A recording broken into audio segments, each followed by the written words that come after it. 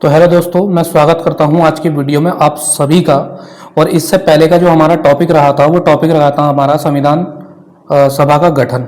यानी कि हमने यह नहीं, संविधान सभा की मांग जो थी उसके बारे में हमने इससे पहले वाली वीडियो में डिस्कस किया था। आज का जो टॉपिक है हमारा वो भारतीय संविधान सभा का गठन है। ये सभी जो कॉम्पिटिटिव एग्जाम होते हैं उनके लिए महत्वपूर्ण होता है। ये टॉपिक बार बार पूछा जाता है, इससे बहुत सारे एमसीक्यू क्वेश्चंस बनकर आते हैं। तो आज शुरू करते हैं मैं इम्पोर्टेंट टॉपिक को। और आज का जो पहला हमारा पॉइंट है वो पॉइंट है गठन की पृष्ठभूमि। द्वितीय विश्व युद्ध के बाद भारत में संवैधानिक सुधार की मांग तेज हुई। जैसे ही सेकेंड वर्ल्ड वॉर हुआ, आप सभी को पता है कि सेकेंड वर्ल्ड वॉर 1939 से लेकर के 1945 तक चला था और फर्स्ट वर्ल्ड वॉर आपका 1914 से लेकर के 1918 तक चला था। तो इसमें द्वितीय विश्व युद्ध के बाद भारत में संवैधानिक सुधार की मांग तेज हुई। ब्रिटिश सरकार ने भारत में एक संविधान बनाने के लिए भारतीयों द्वारा चुनी गई संस्था के गठन की घोषणा की। तो ये जो आपकी संविधान सभा का गठन हुआ था ये किस योजना के तहत हुआ था, ये एग्जाम में बहुत बार पूछा जाता है क्वेश्चन। तो इसमें देख पा रहे होंगे अगर आप कि कैबिनेट मिशन योजना 1946 के अंतर्गत भारतीय संविधान सभा के गठन का प्रस्ताव रखा गया। उद्देश्य क्या था? भारत के लिए एक स्वतंत्र, लोकतांत्रिक और संप्रभु गणराज्य का संविधान बनाना इसका मेन उद्देश्य था।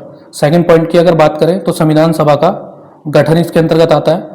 यानी कि गठन का आधार, गठन की जो आधार योजना थी, यानी कि किस योजना के तहत हमारी जो संविधान सभा है उसका गठन हुआ था, तो कैबिनेट मिशन योजना 1946 के तहत आपका संविधान सभा का गठन हुआ था। चुनाव वर्ष, सबसे पहले संविधान सभा में जो चुनाव हुए थे वो 1946 में हुए थे।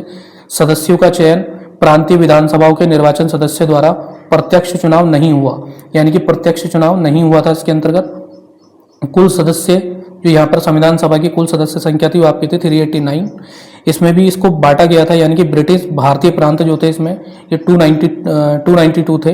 रियासतें, जो देसी रियासतें थे जो कि रजवाड़े कहे जाते थे, जो जिनका विलय सरदार वल्लभ भाई पटेल ने कराया था, यानी कि 93 सीटें इनके पास थी।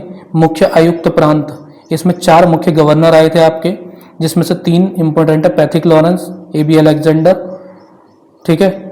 और इसमें विभाजन के बाद शेष सदस्य, यानी कि जब संविधान सभा का विभाजन हो गया था उसके बाद जो बचे हुए शेष सदस्य थे वो कितने रह गए थे? 299। ब्रिटिश भारतीय प्रांत में 229 और रियासतों में 70 सदस्य रह चुके थे। प्रमुख तिथियों की बात करें तो ये भी इंपॉर्टेंट डेट्स हैं जिनसे आपके क्वेश्चन बनते हैं। कैबिनेट मिशन योजना का भारत में जो आगमन हुआ, यानी कि भारत कैबिनेट मिशन योजना कब आई, तो यह आई है 1946 में। संविधान सभा के चुनाव जुलाई से अगस्त 1946 में हुए। संविधान सभा की पहली बैठक 9 दिसंबर 1946 को हुई थी। अब इसी में 2 ऐड करेंगे तो आपका आ जाएगा 11 दिसंबर 1946, जिसमें संविधान सभा की सेकंड बैठक हुई थी। संविधान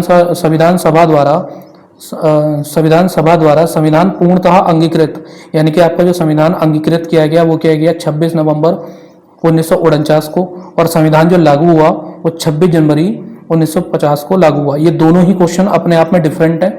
अगर आपसे क्वेश्चन में पूछा जाता है अंगीकृत कब हुआ तो 26 नवंबर 1949 को हुआ, और संविधान लागू कब हुआ तो 26 जनवरी 1950 को हुआ। बहुत से बच्चे इसमें क्या करते हैं, कंफ्यूज हो जाते हैं और गलत कर देते हैं क्वेश्चन को, तो गलत नहीं करना है क्वेश्चन। अगला जो पॉइंट है हमारा वो है संविधान सभा की संरचना, यानी कि स्ट्रक्चर्स ऑफ कॉन्स्टिट्यूशन असेंबली। सदस्यों का चुनाव प्रांतीय विधानसभाओं के निर्वाचित सदस्यों द्वारा किया गया, यानी कि जो वोटिंग में जीत करके आए थे उन सदस्यों द्वारा संविधान सभा का निर्माण किया गया, यानी कि उसको बनाया गया। चुनाव की पद्धति क्या थी? आनुपातिक प्रतिनिधित्व पद्धति द्वारा एकल संक्रमणीय मत से। देखो ये क्या होता है, अनुपातिक पद्धति जो होती है और जो एकल संक्रमणीय पद्धति होती है, इसको मैं आपको क्लियर कर देता हूँ। जैसे मान लो 20 वोट हैं, 20 वोट पड़ने हैं, 2 कैंडिडेट हमारे खड़े हुए हैं, जिसमें से 20 में से 10 एक को पड़े और 11 एक पड़े, यानी कि जो आपका 11 वाला जो है वो 1 वोट ज़्यादा है उसका, तो वो जीत गया। इसको बोलते हैं हम एकल संक्रमणीय पद्धति, यानी कि जिसमें जिसका वोट ज़्यादा होंगे, जिसको सीटें ज़्यादा मिलेंगी, वो इसमें विजय हो जाता है। मुस्लिम लीग ने प्रारंभ में चुनाव का बहिष्कार किया, यानी कि जो हमारी जो मुस्लिम लीग थी उसने जो है इस चुनाव का बहिष्कार किया, इसलिए उसकी सीटें रिक्त रहीं। वो सीटें कोई भी नहीं जीती, उसने बहिष्कार किया, यानी कि उसने पार्टिसिपेट ही नहीं किया। विभाजन के बाद मुस्लिम लीग के अधिकांश सदस्य पाकिस्तान चले गए। जब विभाजन हुआ तो मुस्लिम लीग के जितने भी सदस्य थे वो सारे पाकिस्तान चले गए। प्रमुख पदाधिकारी इसमें कौन थे? अगर हम बात करें अस्थायी अध्यक्ष की, जो कि पहली बैठक में जो अस्थायी अध्यक्ष बनाए गए थे वो डॉक्टर सच्चिदानंद सिन्हा बनाए गए थे। जो दूसरी बैठक हुई थी, जो दूसरी बैठक हुई है 11 दिसंबर 1946 को, तो उसमें आपके स्थायी अध्यक्ष चुने गए डॉक्टर राजेंद्र प्रसाद, जो कि हमारे फर्स्ट प्रेसिडेंट ऑफ इंडिया भी हैं, जो कि थे। उपाध्यक्ष एस.सी. मुखर्जी चुने गए। संवैधानिक सलाहकार बी.एन. राव को चुना गया। सचिव H.V.R. अयंगर को चुना गया। रोचक तथ्य की बात करें, इसमें कुछ इंपोर्टेंट फैक्ट्स की अगर मैं बात करूं तो संविधान सभा के एकमात्र मुस्लिम सदस्य मोहम्मद शहदुल्ला थे, जो असम से थे। यानी कि संविधान सभा के एकमात्र मुस्लिम जो कि इसमें जिन्होंने भाग लिया था वो थे शहदुल्ला, जो कि असम से बिलोंग करते थे।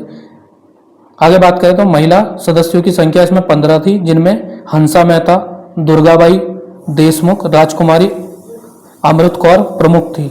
Doctor B R. अम्बेडकर को भारतीय संविधान का शिल्पकार कहा जाता है।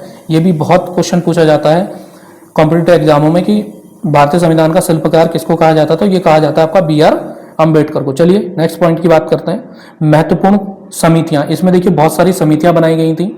सबसे पहली थी प्रारूप समिति, जिसको हम ड्राफ्टिंग कमेटी के नाम से जानते हैं। इसके अध्यक्ष थे हमारे बी.आर. अम्बेडकर।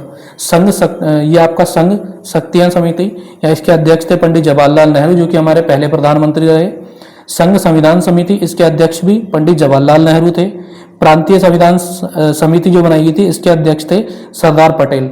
आप जानते हैं कि सरदार पटेल जो हैं इनका बहुत बड़ा रोल रहा था, जो कि रजवाड़े थे उनको भारत में विलय करने में इनका बहुत बड़ा योगदान रहा। और आज आप जानते हैं कि इनकी सबसे बड़ी प्रतिमा जो कि नर्मदा नदी पे स्टैचू ऑफ यूनिटी के नाम से जिसको जाना जाता है, 182 मीटर की वो प्रतिमा है। आगे बात करें, मौलिक अधिकार अल्पसंख्यक जनजाति एवं बहिष्कृत क्षेत्र समिति के अध्यक्ष थे सरदार पटेल। वित्त एवं कार्मिक समिति, इसके जो अध्यक्ष थे डॉक्टर राजेंद्र प्रसाद थे। नियम समिति, इसके जो आपके अध्यक्ष थे डॉक्टर राजेंद्र प्रसाद थे।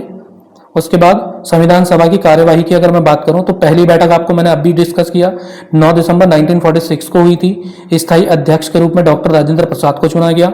इसी के बाद आप इस 9 में 2 जोड़ेंगे तो 11 आएगा, और 11 दिसंबर 1946 को दूसरी बैठक हुई, जिसमें डॉक्टर राजेंद्र प्रसाद को क्या चुना गया, स्थायी अध्यक्ष चुना गया। और पहली बैठक में स्थायी अध्यक्ष नहीं थे, अस्थायी अध्यक्ष थे, जिनको हम सच्चिदानंद सिन्हा के नाम से जानते हैं।